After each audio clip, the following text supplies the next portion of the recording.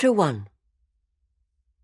Phineas Montague, Silicon Valley's newest internet billionaire, stood with his hands on his hips and gazed out across the loch.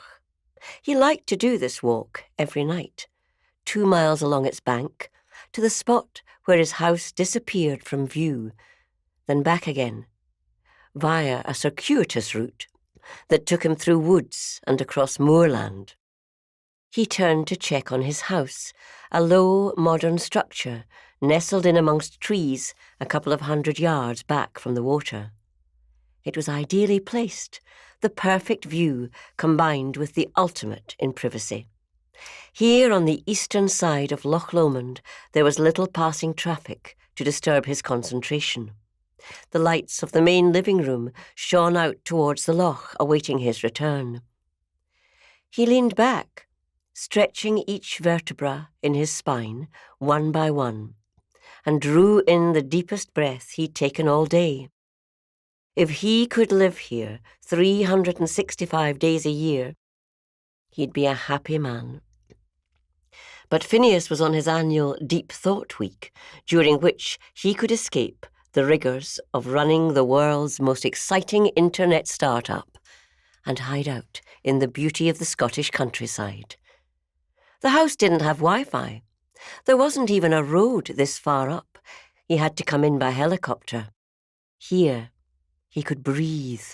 He could stare at the sky, its inky blackness hardly tainted by even the faintest of light pollution, and imagine himself hurtling through space on the rock that was planet Earth.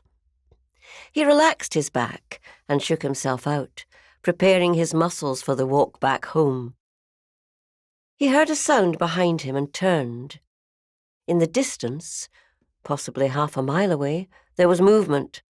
The sun was setting behind him, and he could see the shapes of the trees against the golden light. He knew why people came here, taking photographs, painting, absorbing the scenery. He hated it when they tramped past his house, but there wasn't much he could do about it, what with Scotland's irritating insistence on the right to roam. Phineas squinted, trying to see what it was that had moved. And then it reared its head, a deer, nostrils flaring, breathing in the smells of the forest. Phineas grabbed his camera from the pocket of his hiking trousers. He took a few steps towards it, swallowed immediately by the trees, where the creature wouldn't see him. He leaned against the trunk of a huge larch to steady himself and brought his phone up. He zoomed in. He had the latest optical lens, of course. This camera wasn't even on the market yet. He could see the deer clearly on the screen. He stared at it, wondering what was going through its mind. Had it not noticed him? Did it care that he was trespassing on its land? He cast around, wondering which way the wind was blowing. Could the creature smell him? Suddenly, on screen, the creature's head shot up. Phineas frowned. He'd heard something too. Not just the movement of the animal, something sharper. The deer jerked into life and ran off. Phineas looked up from his phone as it disappeared into the trees. Was that a gunshot he'd heard? His breathing picked up as he turned and scanned the shore opposite.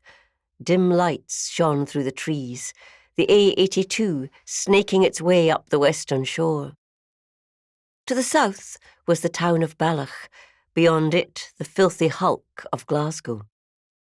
Those poor bastards who had to live in the city. It had been. The crack of a bullet.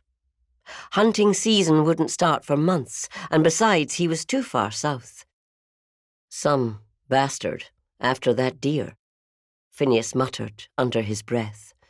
He stopped and waited. The deer was gone, hopefully uninjured.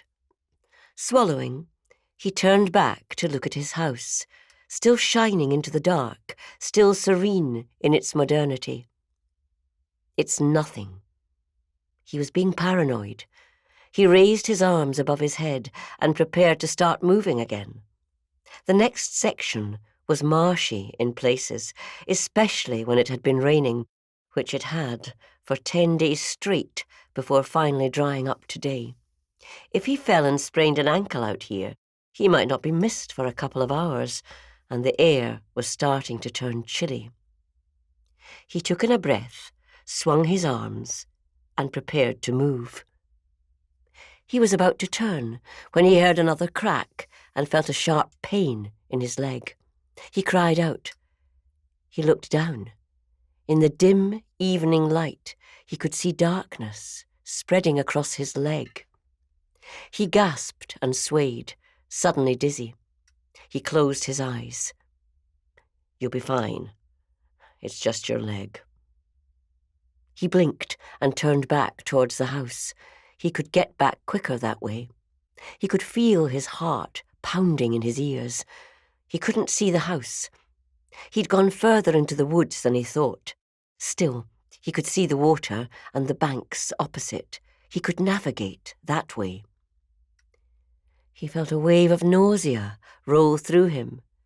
He put out a hand and stumbled, then crashed to the ground. Shit, it hurts. He hit the ground, his head slamming into a tree.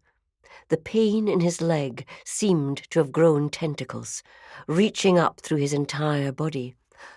The world darkening around him, he slumped to the ground, motionless.